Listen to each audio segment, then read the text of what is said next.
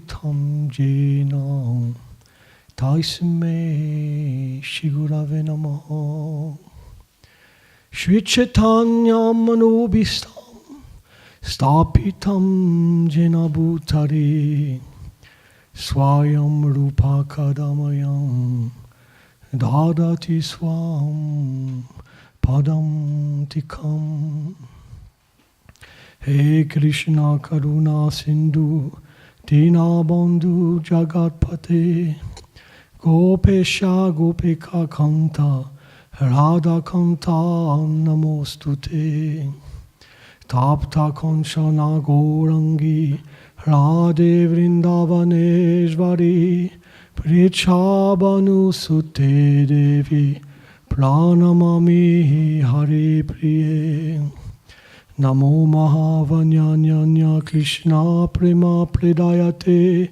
Krishnaya Krishna Chaitanya Namne Goratvitse Namo Jaya Shri Krishna Chaitanya Prabhu Nityananda Shri Advaita Shri Gadada Shivasadi Gaura Bhaktavinda Hare Krishna Krishna Krishna Hare Hare Hare Rama Brindaye Tulasi Devaye Priyaye Keshava Sacha Krishna Bhakti Pratidevi Satyavate Namo Namah Vanchakarpa Tarubhyacha Kripa Sindhubhya Evacha Patitanam Pavanebhyo Vaishnavebhyo Namo Namah Namam Vishnu Padaya Krishna Prestaya Bhutale Srimate Bhaktivedanta Swami Iti Namine Namaste Sarasvati Devi Gauravani Pracharine Nilveshesha Sunyavadi Prachacha Deshatarine.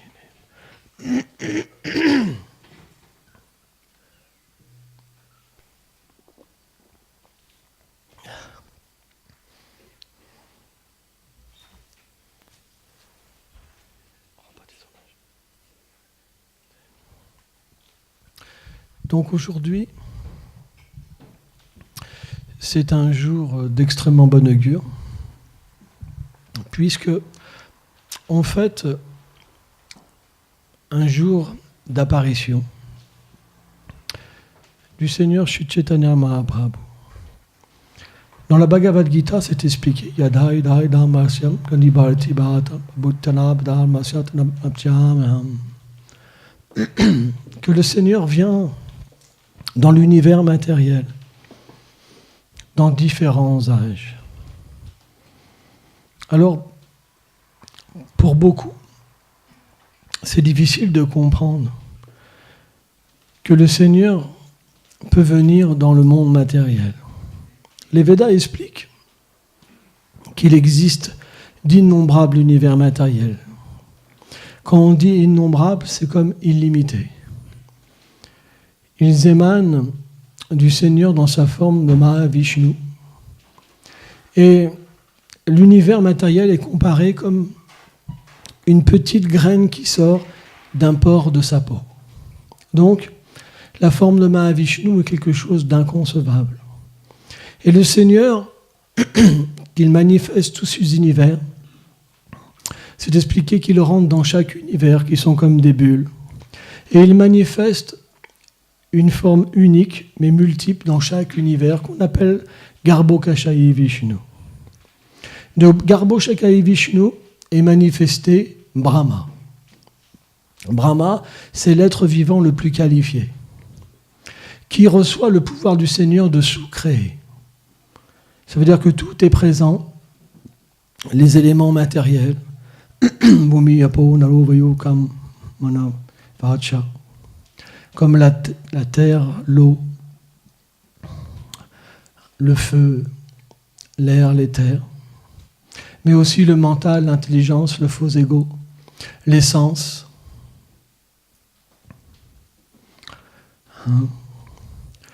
Et donc, ce Seigneur assume une autre forme après avoir injecté tous les êtres vivants. En fait, l'âme que nous sommes, on appelle, techniquement parlant dans les Védas, comme Jiva. Jiva, c'est l'énergie en fait marginale du Seigneur, Jiva Shakti, qui se manifeste comme un élément d'assemblage. Ça veut dire que la matière est morte. Elle ne peut pas s'exprimer, elle ne peut pas bouger. Mais quand l'âme est présente dans la matière, elle peut s'exprimer. Et c'est ce qu'on appelle l'être vivant.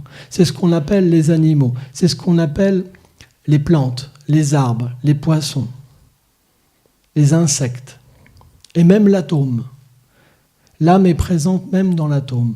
Tout ce qui vit, vit par l'âme. Or, suivant nos actes passés, méritoires ou impies, on a une qualité de conscience et une qualité de vie. On peut être humain, comme on peut être aussi un animal. Mais on n'a pas la même conscience. Qu'est-ce que c'est la conscience humaine ? La conscience humaine, ça veut dire comprendre Dieu. Les Védas expliquent que si on ne peut pas comprendre Dieu avec une conscience humaine, c'est qu'on n'a pas une conscience humaine, mais une conscience animale. Qu'est-ce que fait un animal ? Il se reproduit. Il mange, il dort et il se défend. C'est 4 activités. Ça veut dire quand quelqu'un agit simplement par instinct, on appelle ça un animal. Mais quelqu'un qui peut comprendre qu'il a une relation avec Dieu et qu'il est l'âme, qu'il est différent du corps, qu'il est éternel, alors on dit qu'il est un être humain. Or, la compréhension des Védas, c'est que l'être humain peut se relier avec Dieu. Suivant ses vies passées, l'être humain a 3 qualifications. Karma, Gyan et Bhakti. Karma, ça veut dire l'action intéressée. On adore Dieu pour une cause matérielle supérieure. C'est-à-dire qu'on comprend que Dieu est le créateur, le mainteneur, l'annihilateur, celui qui donne les fruits à tous les êtres.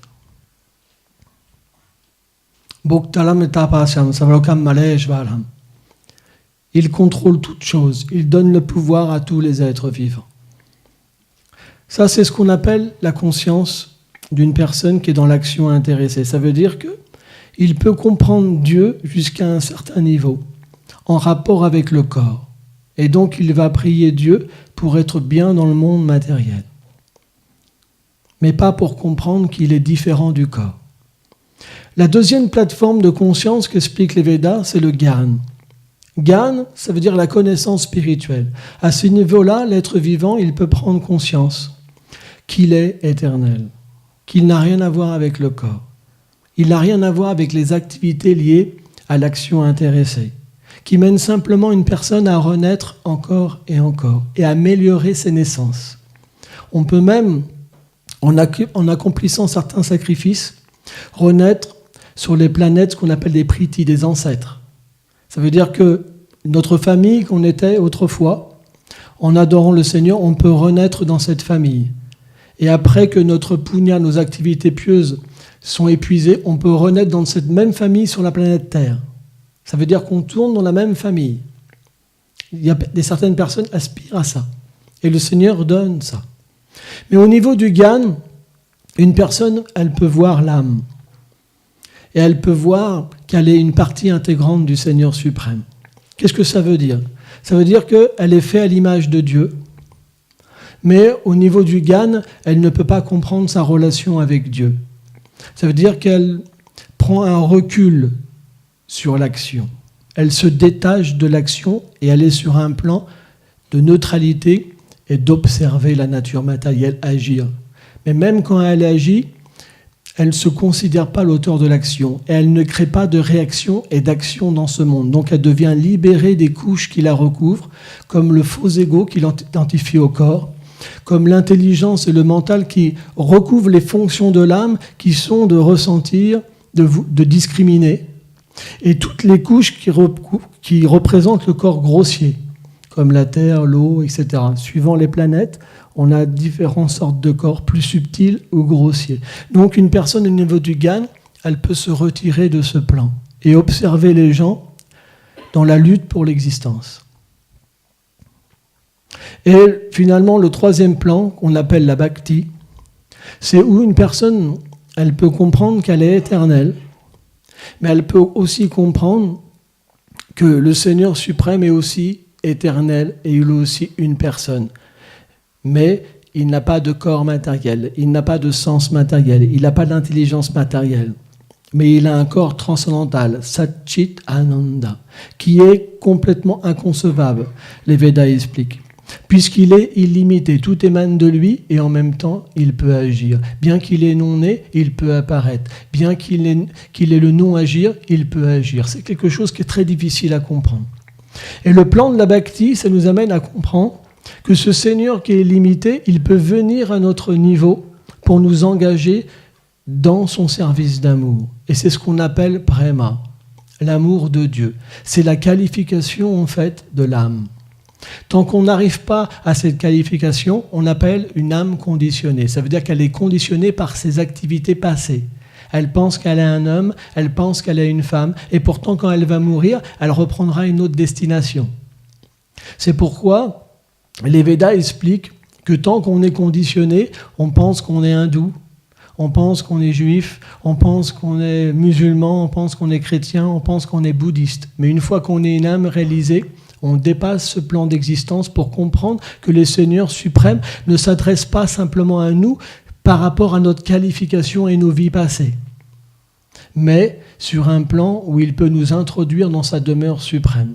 Alors les Védas expliquent une chose qui est vraiment intéressante, c'est que le Seigneur n'a pas qu'un aspect, bien qu'il soit un. Et c'est ça qui est très difficile à comprendre pour les êtres vivants.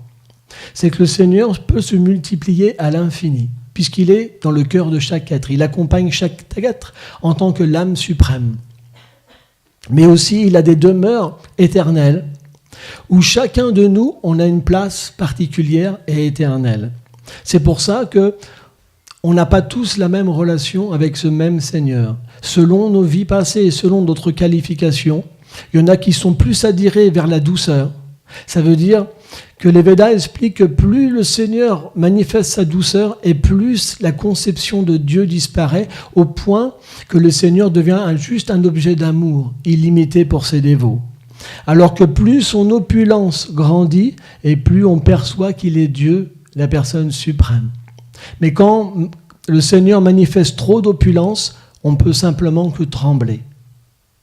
C'est impossible de s'adresser à lui. Parce que quand l'opulence est là, parce qu'il manifeste tous les univers, il peut tout détruire juste... Les univers, c'est rien pour lui. Donc, si le Seigneur manifeste trop d'opulence, il n'y a pas de relation possible. C'est juste la crainte. Donc, selon notre qualification, le Seigneur nous montre un visage. Mais ce visage, pour nous, il est important. Parce que ça veut dire qu'il y a une relation. Parce que s'il n'y a pas de personnalisme, il n'y a pas de relation avec Dieu. C'est juste de l'exploitation. Ça veut dire qu'on est juste sur un plan de marchandage où on ne comprend pas qu'on est fait pour son plaisir. Mais on pense que le Seigneur suprême est simplement un marchand qui donne la récompense du bien et du mal. Sur cette plateforme-là, il n'y a pas de relation. Parce qu'on n'en veut pas. Quand on reçoit ce qu'on veut, on est simplement satisfait. Et puisque le Seigneur suprême explique Yatamam Prapadante, qu'il réciproque avec les désirs des gens, il faut que cette qualification vienne en nous un jour. C'est pourquoi le Seigneur manifeste d'innombrables religions qui ont tous le même but, l'amour de Dieu. Alors on pourrait se dire, mais c'est étrange. Moi j'entends souvent parler ça. Oui, mais vous voyez, les religions, ils n'arrêtent pas de tuer tout le monde, c'est méchant, c'est ceci. Dès qu'ils ont le contrôle, ils empêchent tout le monde de penser. On peut se dire ça parce que c'est arrivé. On remarque quand même souvent que quand des gens ont d'autres pensées, ils pensent « moi j'ai la seule vérité, l'autre il ne l'a pas ». C'est la seule façon de rester dans notre foi, quelque part. Ça, c'est ce qu'on appelle l'âme conditionnée. Mais chaque religion est au même niveau. Parce qu'elle est donnée pour le Seigneur suprême dans un but particulier, pour des gens particuliers. Et pour chacun, c'est la meilleure voie. C'est pourquoi, dans la conception Vaishnave pure, jamais on va détourner quelqu'un de sa voie, mais on va plutôt l'encourager dans sa voie. Sans ça, c'est qu'on n'est pas un Vaishnave. Vaishnavisme, ça veut dire cette compréhension que le Seigneur s'occupe de tout le monde. Il n'y a pas de sectarisme. Et pourtant, ce sectarisme se manifeste quand même. Pourquoi ? C'est simplement parce qu'il n'y a pas de connexion avec le Seigneur suprême. Quand ce Seigneur vient, il enseigne différentes choses, dont Tina dapi suneshena, tador dapi saishnuna, amanena manena kiltadia sadahari. Il a expliqué que celui qui veut voir le Seigneur, qui peut avoir une connexion constante, 24 heures avec le Seigneur suprême, être une âme réalisée, il doit développer certaines qualités. La première, c'est l'humilité. Parce que l'humilité, ça veut dire qu'on va pouvoir voir Dieu partout. Comprendre que l'environnement, notre environnement, c'est nous qui l'avons bâti. Ce qu'on a aujourd'hui, c'est dû à nos vies passées. Il n'y a pas d'injustice. Les Védas expliquent que le Seigneur est le contrôleur suprême. Rien ne peut être gouverné sauf par lui. Si quelqu'un a un pouvoir, ça lui est donné. Il n'y a personne de supérieur ni égal à Dieu, ni un être indépendant dans la création. Dieu, ça veut dire qu'il est suprême. Sans ça, c'est juste un être plus puissant, mais ordinaire. Donc, ça veut dire que cet environnement qu'on a aujourd'hui, c'est le fruit de nos vies passées. L'humilité, ça veut dire comprendre que tout ce qui va nous arriver, c'est parce qu'on a fait la même chose à d'autres. C'est de voir le Seigneur suprême venir sous cette sentence ou cette récompense. Alors quand c'est une récompense, c'est plus facile. C'est vrai. C'est plus sympa. On nous amène un petit gros lot, un petit gâteau, je ne sais pas, un bel enfant qui vient, beaucoup de choses, de la joie. Et puis, quand c'est des choses horribles, on n'est pas d'accord. Et les gens perdent leur foi. Tous les peuples qui ont été persécutés, etc., beaucoup ont perdu leur foi. Pourquoi ? Parce qu'il y a des choses qu'on ne peut pas comprendre. Tant qu'on pense qu'on est le corps, il y a des choses qu'on ne peut pas comprendre. Ce qu'on doit subir, on ne peut pas le comprendre. Et pourtant, les Védas expliquent que c'est lui qui peut avoir cette compréhension, il peut se libérer instantanément de toutes les réactions de ses fruits passés. Et renaître dans une situation pure et favorable. Parce que l'âme ne meurt pas. La Bhagavad Gita explique que l'âme ne peut pas être coupée. Elle ne peut pas être séchée. Elle ne peut pas être diluée. Elle est antimatière. Elle ne peut pas être tuée ou celui qui peut être tué. Elle ne peut pas agir dans ce monde. Elle se retrouve dans cette situation simplement parce qu'elle a eu un désir d'indépendance envers le Seigneur suprême. Et parce qu'elle pense, à un moment donné, qu'elle est l'égale de Dieu, alors elle s'empêtre dans une action et réaction qui va lui donner comme fruit de pouvoir souffrir ou de pouvoir se réjouir. Mais quand la souffrance vient, c'est la diminution des actes impies. Et quand la joie vient, c'est la diminution des actes pieux. Donc le but des Védas, c'est de nous amener à comprendre qu'on doit se situer au milieu. Et la seule façon pour se situer au milieu, c'est d'être d'engager dans le service de dévotion. Car celui qui fait des actes purs, reliés à Dieu, il n'a ni à prendre les résultats de ses actes passés, ni à prendre ses résultats pieux, mauvais et bons. Et il peut purifier son cœur et voir le résultat, en fait, de ses vies passées. C'est pour ça, par exemple, on prend un exemple... par exemple, il y a plein d'exemples, mais la Bible, par exemple, Jésus, quand il s'est fait crucifier, il a dit « Père, ils ne savent pas ce qu'ils font ».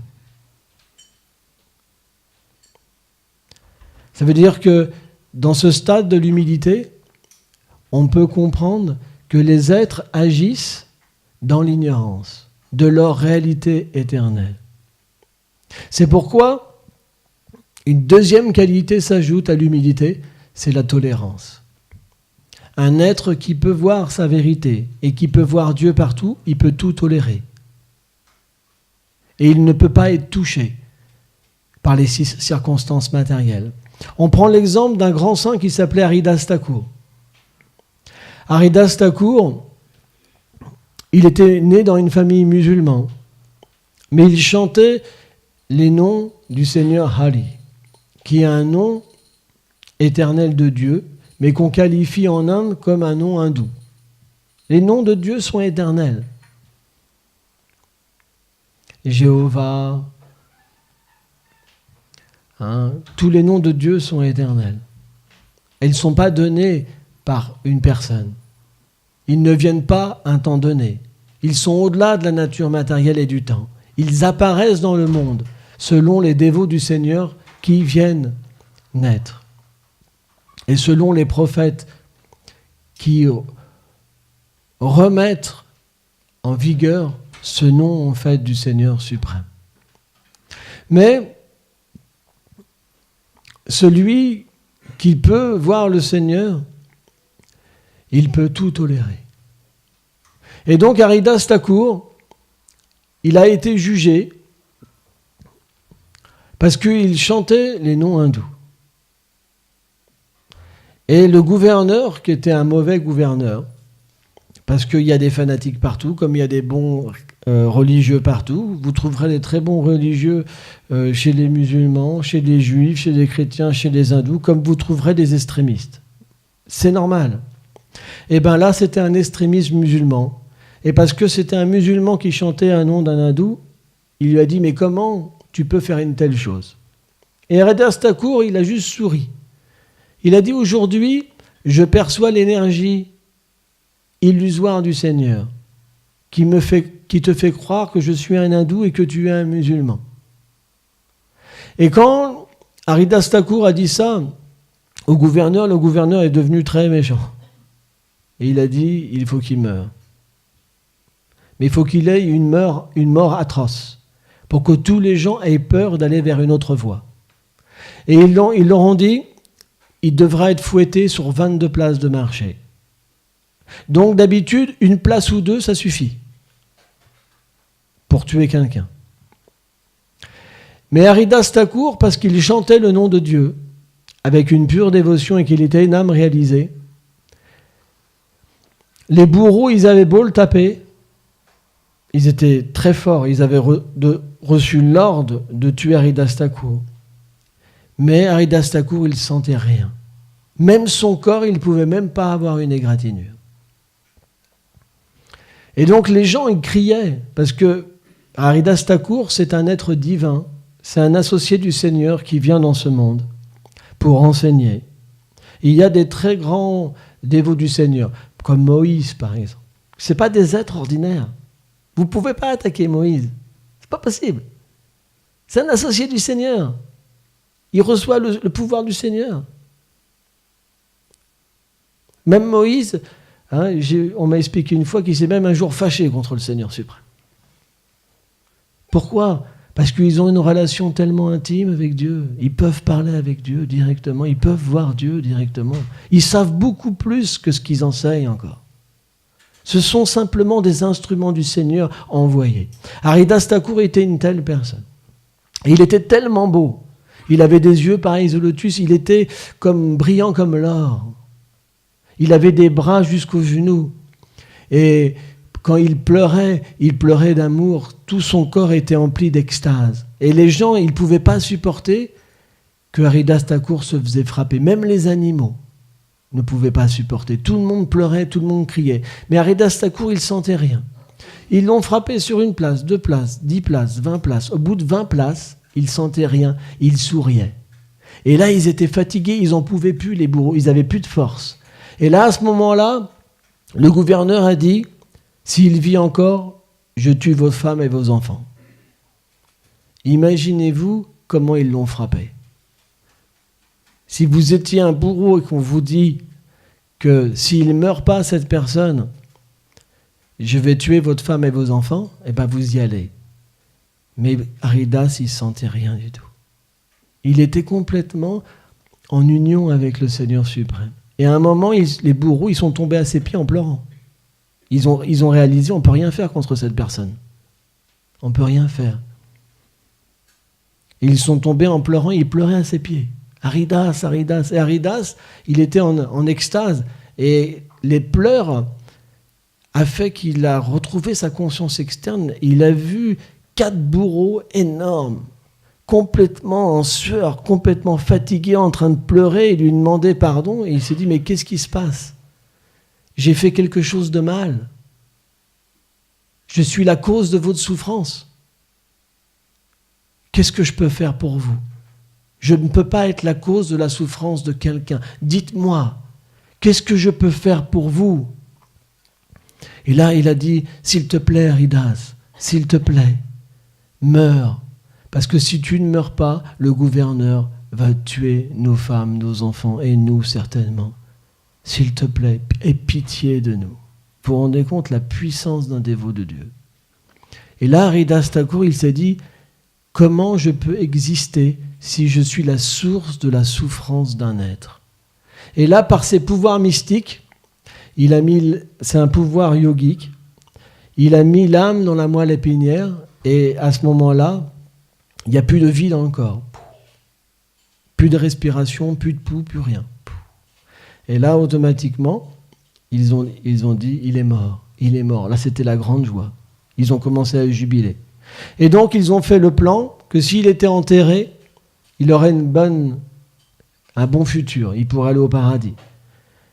S'il était brûlé, il aurait une bonne destination parce que les hindous, ils se font brûler. Donc, ils ont dit, on va le mettre dans l'eau, qu'il crève, qu'il erre pour l'éternité. Donc, ils étaient vraiment violents. Et quand ils ont jeté Aridas Thakur dans le Gange, il était enchaîné.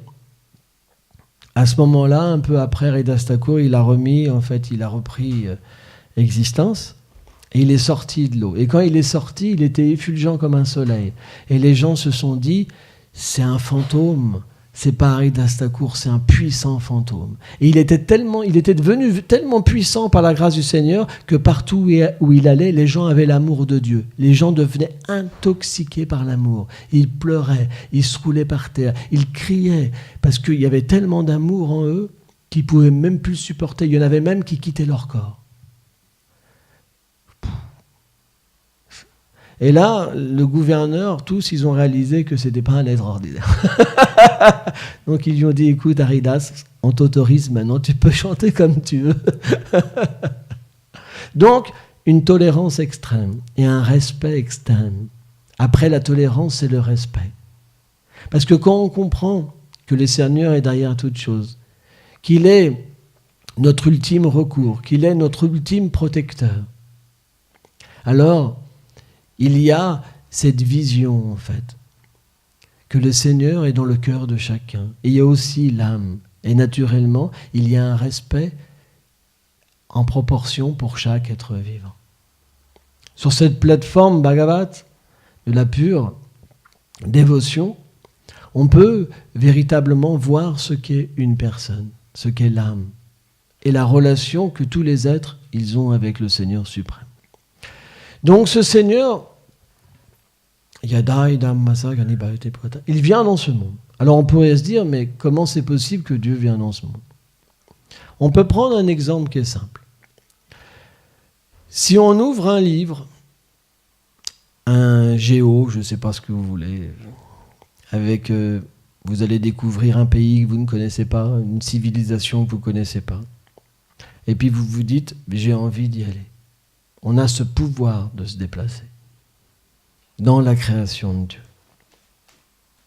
Donc, les Védas expliquent que le Seigneur, puisqu'il est l'origine de tout, que tout lui appartient, pourquoi il ne pourrait pas venir dans un tout petit univers matériel pour délivrer les êtres vivants ?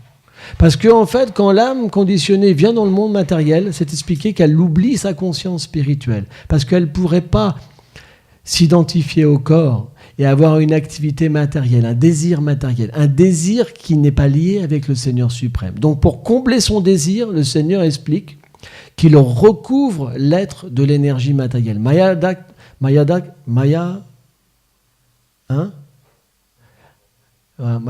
Dakshina Prakriti. Il recouvre l'être de son énergie illusoire pour lui permettre de goûter cette indépendance. Mais cette indépendance, elle ne peut pas rendre l'être heureux. Parce que quand vous êtes coupé de Dieu, vous avez automatiquement la frustration et la peur. La peur parce que vous n'êtes pas protégé. Et la frustration, c'est parce que sans Dieu, personne ne pourra vous donner le bonheur. Une petite âme ne peut pas vous contenter. C'est pour ça que les gens, ils divorcent, ils font ceci, ils font cela, parce qu'ils ne peuvent pas être satisfaits. Et s'ils goûtent une toute petite satisfaction, ce n'est pas grand-chose. Donc c'est pourquoi le Seigneur doit venir. Et il doit pouvoir enseigner sur son nom, qui est tout-puissant, ses attributs, sa forme transcendantale et ses divertissements. Et c'est ce qu'on appelle Sanatan Dharma. La méditation que l'être vivant doit avoir. Donc le bon respect, ça veut dire méditer sur la réalité des êtres vivants en relation avec le Seigneur suprême. Et naturellement, développer une relation avec ce Seigneur suprême. Alors quand le Seigneur vient, son apparition est quelque chose d'extraordinaire. Il vient dans des endroits où les êtres qui naissent, ce n'est pas des gens ordinaires. C'est soit des demi-dieux. Alors pour ceux qui ne connaissent pas, les Védas expliquent qu'il y a différentes catégories d'êtres vivants. Il y a des êtres vivants comme moi, comme vous, qui sont ordinaires.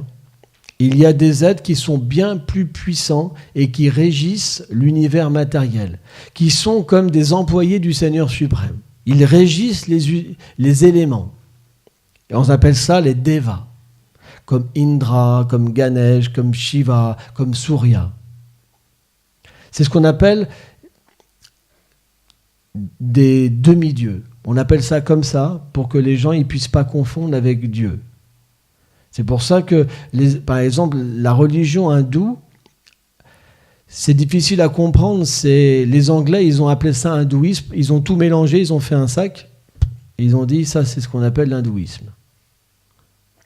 Mais en fait, il y a beaucoup de conceptions dans ce tas. Il y a des adorateurs de demi-dieux, comme il y a des monothéistes. Parce que considérer un demi-dieu comme le Seigneur suprême et indépendant, ça fait partie d'une grande offense. Mettre sur le même pied d'égalité. Même si un demi-dieu, c'est quelque chose d'extraordinaire, parce qu'il a des pouvoirs pour nous illimités, on pourrait même se dire c'est Dieu. Mais c'est tout petit comparé au Seigneur. Par exemple, il y a des milliards d'univers, il y a un Brahma dans chaque univers. Il y a un Shiva dans chaque univers. Par exemple. Il y a des Indra dans chaque univers, etc., etc., etc., etc., etc. Donc, quand le Seigneur vient, tous ces demi-dieux viennent pour l'honorer. Originellement, ils peuvent avoir des formes d'anges, des formes de divinité, à plusieurs têtes, c'est expliqué, différentes sortes de corps, à différentes quantité de bras, etc., etc. Il y a plein de sortes de formes, en fait, dans l'univers. Et des corps qui ne sont pas grossiers comme nous, qui peuvent être à base de mental, d'intelligence, par exemple. C'est pour ça que même si on irait, par exemple, sur des planètes comme la Lune, on ne pourrait pas rentrer en contact avec les habitants, parce qu'ils sont sur un autre plan. C'est une planète édénique, la Lune, par exemple. Pourquoi ? Parce qu'il y a 14 systèmes planétaires et plus la planète est élevée en bonheur, plus le corps est subtil. Parce qu'avec ce corps matériel, s'il y avait trop de bonheur, on quitte le corps. On ne peut pas supporter. Trop de malheur, on quitte le corps. Donc la Terre, c'est une planète intermédiaire. Mais il y a des planètes beaucoup supérieures où les corps peuvent avoir des bonheurs comme presque illimités. C'est ce que les êtres appellent le paradis. Nous, ce qu'on appelle les planètes édéniques. Même au-dessus des planètes édéniques, il y a des planètes beaucoup plus élevées encore. C'est expliqué. Mais toutes ces personnes-là, Brahma, Shiva, viennent et prennent des formes humaines, en fait, pour accueillir le Seigneur suprême. Et le Père et la Mère du Seigneur suprême sont aussi ses dévots éternels. Aucune personne ordinaire ne peut participer. Et dans un espace qu'on pourrait croire limité, cet espace, ce qu'on appelle le Dham, ça veut dire c'est un espace géographique qui se manifeste comme la demeure du Seigneur. C'est une réplique de la demeure éternelle du Seigneur qui se manifeste dans le monde matériel. Il devient comme un espace illimité. Vous avez des millions de personnes qui viennent juste pour un divertissement du Seigneur suprême. Et là, selon la puissance ou la douceur que le Seigneur manifeste, alors vous avez différentes sortes de relations que les dévots vont avoir avec le Seigneur suprême. Or, aujourd'hui, on fête l'apparition du Seigneur Chaitanya Mahaprabhu. Et Chaitanya Mahaprabhu est Krishna, le Seigneur originel, c'est ce que disent les Védas. Hein? Krishna, c'est un nom de Dieu, ça veut dire l'infiniment fascinant. Par exemple, Allah, ça veut dire l'immensément grand. Et il y a aussi l'immensément fascinant, ce qu'on appelle Krishna. Ça veut dire que quand Krishna est là, on ne peut plus rien voir, on ne peut plus rien entendre, on ne peut plus rien goûter, on devient ensorcelé d'une manière illimitée et toujours plus nouveau, parce qu'il est illimité en beauté et en qualité. Mais quand Krishna revient en tant que Chaitanya Mahaprabhu, c'est expliqué, il vient pas avec un aspect de justice. Krishna, il y a la justice. En proportion que tu es qualifié, en proportion, tu peux avoir une relation avec Dieu. Mais quand Chaitanya Mahaprabhu vient, il est recouvert par un aspect le plus miséricordieux. La miséricorde. Ça veut dire que le Seigneur vient pour distribuer en fait son amour, son propre amour. C'est pourquoi quand il vient, il est complètement recouvert par sa douceur. Et ses associés ne le dérangent pas. Il vient simplement pour goûter son propre service de dévotion. Ça veut dire que quand il est en tant que le Seigneur suprême, tout le monde le sert. Mais comme il est la beauté incarnée, comme il est la puissance incarnée, comme il est le savoir incarné, le détachement incarné, il voit en fait tous ses dévots goûter un tel bonheur en l'adorant. C'est pourquoi le Seigneur lui-même, les Védas expliquent, il vient sous la forme d'un dévot, dans la position d'un dévot, pour se goûter lui-même et se distribuer. C'est pour ça que cet aspect du Seigneur est un aspect très confidentiel. On dit Shana, qui est voilé.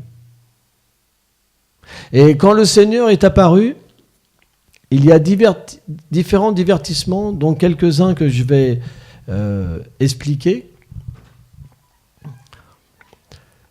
Un jour, donc, il a une mère et une père éternels qu'on appelle Jagat Mishra et Sachimata, qui sont Nanda Maharaj et Mère Yashoda dans sa demeure de Goloka. Bon, on ne va pas tout expliquer, c'est un petit peu compliqué. Hein,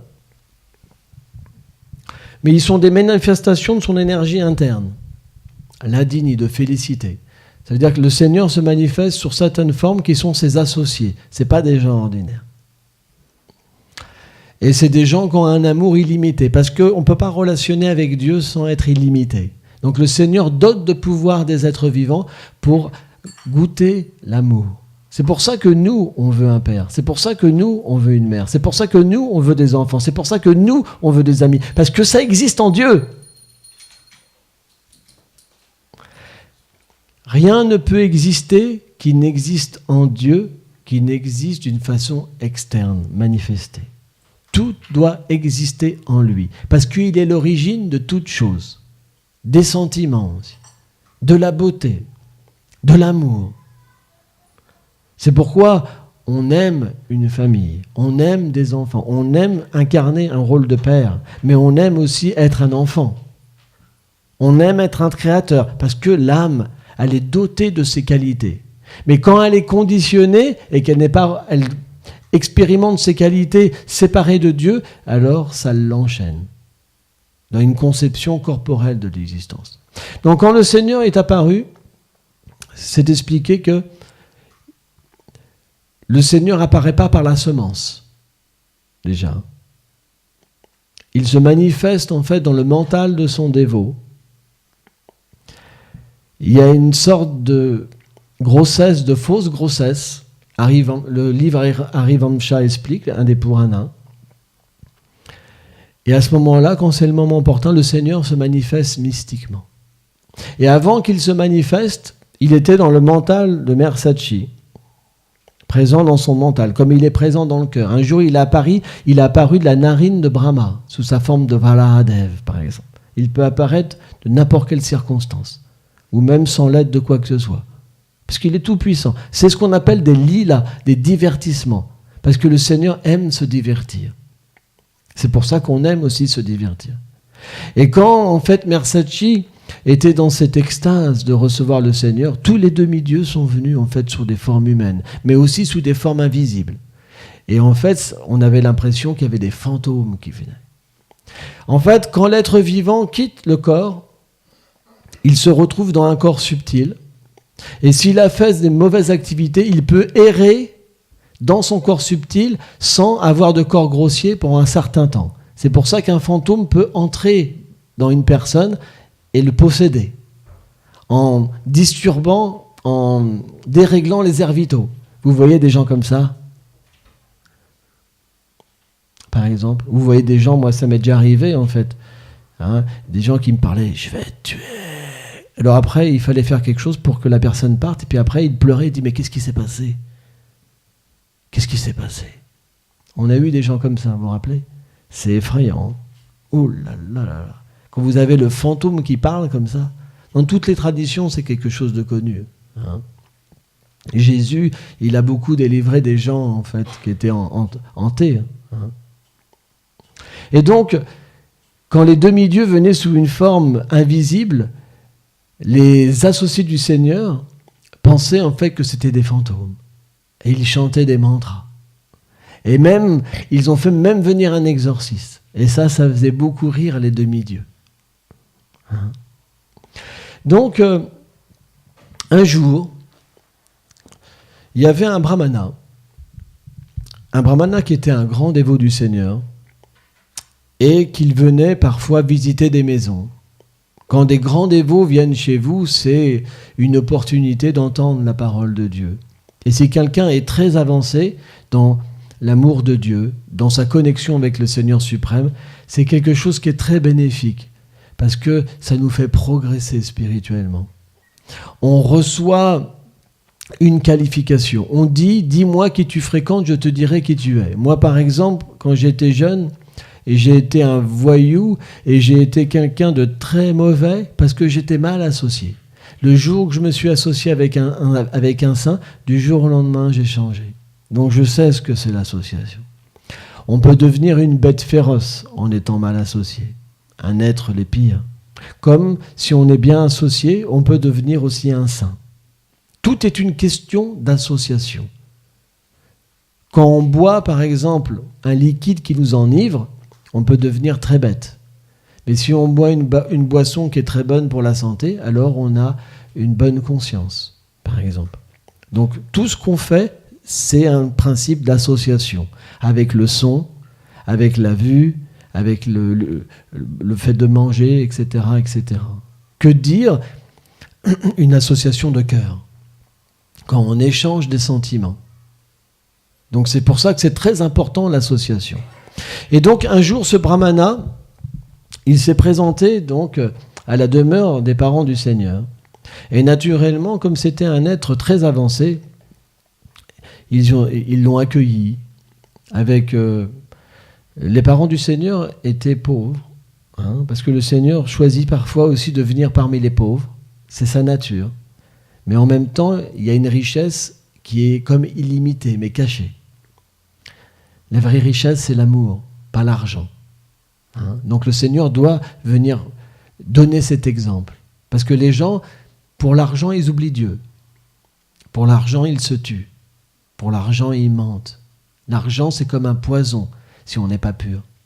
Ça dévie la conscience.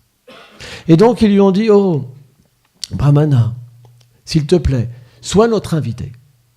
On a vraiment envie que tu cuisines pour Dieu. Parce que en Inde, on cuisine pour Dieu.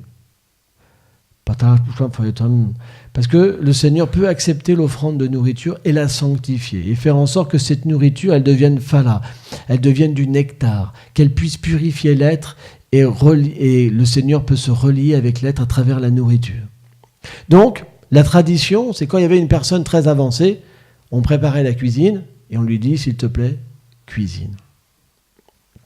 Et donc, ils ont nettoyé la cuisine, ils lui ont donné des casseroles, des légumes, des épices, du ghee, du lait, des céréales.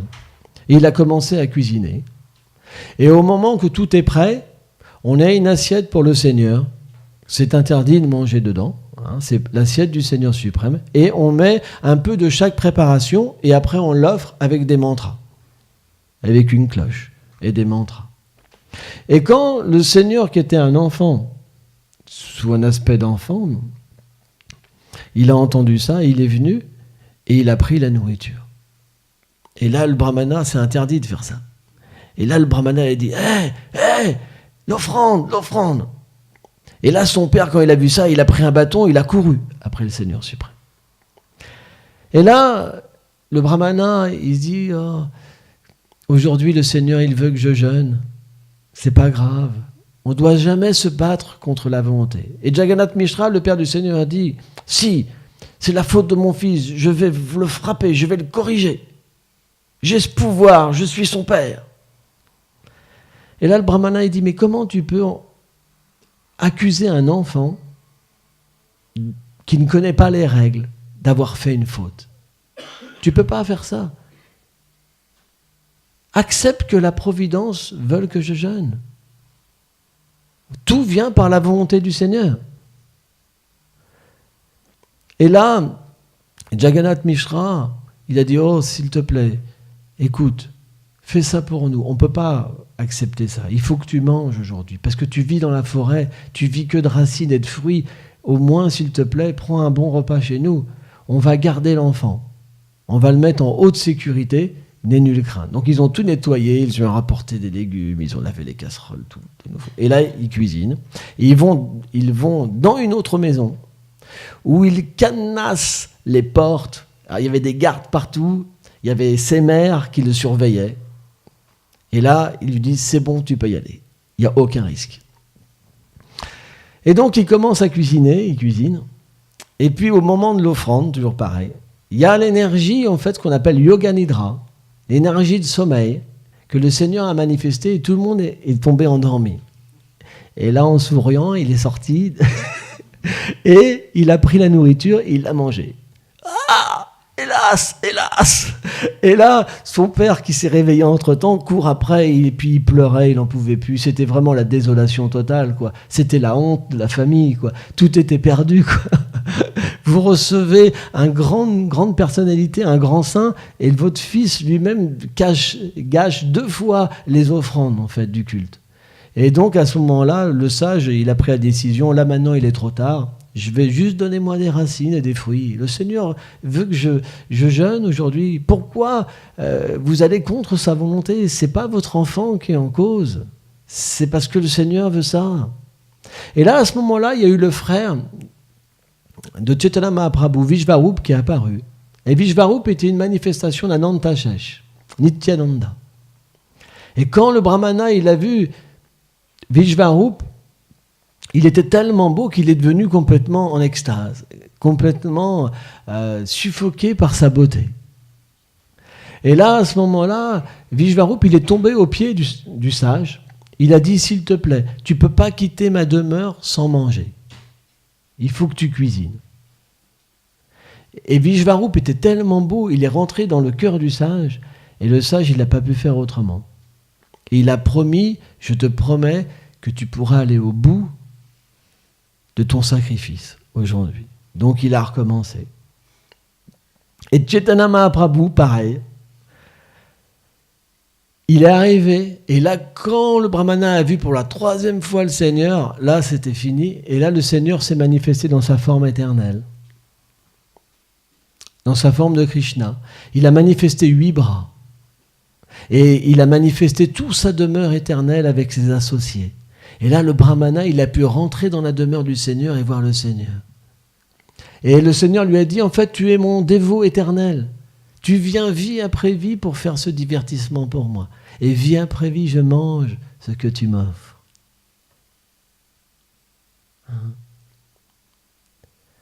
Donc, le Seigneur Chaitanya Mahaprabhu, il est venu dans ce monde pour 2 causes.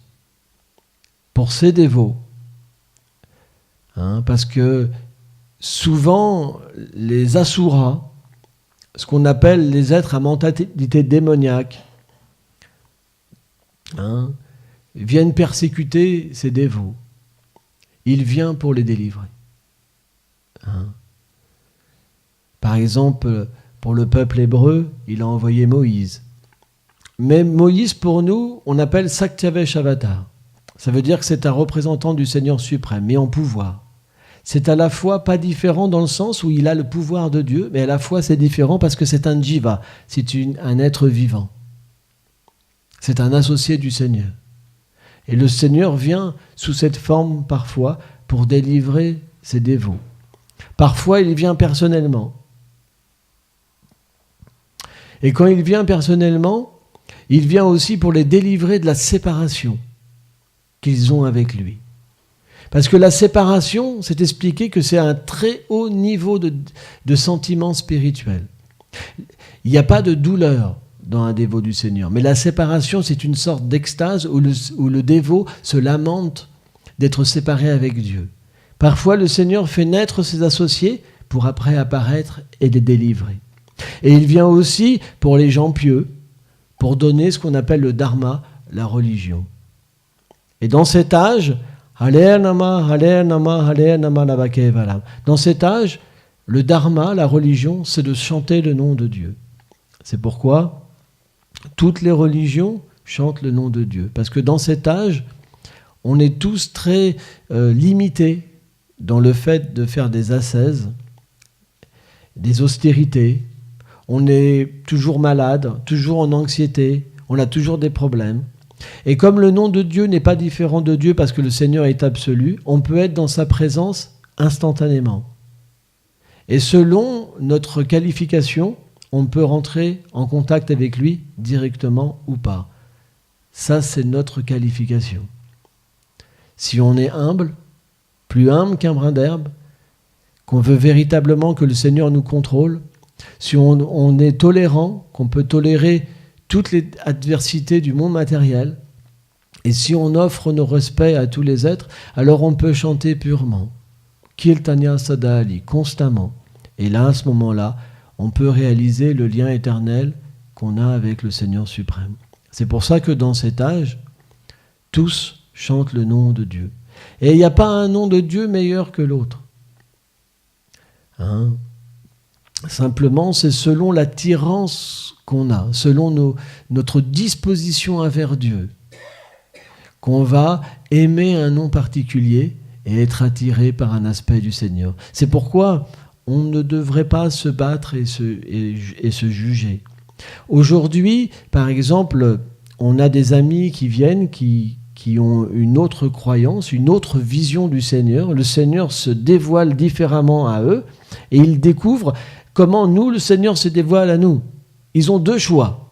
Soit ils voient simplement qu'on est des mécréants, soit ils peuvent comprendre et évoluer que c'est le même Seigneur qui est derrière toute chose. C'est pourquoi on doit évoluer. La guerre, c'est nous qui la créons, c'est pas Dieu. Le Seigneur peut nous donner l'intelligence. Comme il peut aussi faire que si on veut être un maître, on peut être un maître. Donc c'est l'attitude, c'est la conscience dans laquelle on vient dans un lieu qui fait que on perçoit ou on ne perçoit pas. C'est négatif ou c'est positif. Notre but, c'est pas d'attirer les gens. Notre but, c'est de permettre aux êtres vivants d'être mieux dans leur foi. C'est pas de casser la foi. Parce que si on casse la foi, on devient un aparadi, un offenseur du Seigneur suprême. Parce que c'est le même Seigneur. Quand un juif adore Dieu et quand un Vaishnava adore Dieu, c'est le même Seigneur suprême. Pourquoi on ressentirait sans ça l'extase ? Pourquoi on serait inspiré à tout abandonner ? Pourquoi on pourrait se libérer même de la vie sexuelle, de l'identification au corps, d'être humble, tolérant, respectueux ? Pourquoi on pourrait abandonner la haine ? Moi, j'ai été dans la haine, profondément. C'est pas moi qui ai pu abandonner ça. Le Seigneur est venu me chercher. Et il m'a soigné. Si moi j'ai pu être soigné, c'est que c'est un miracle.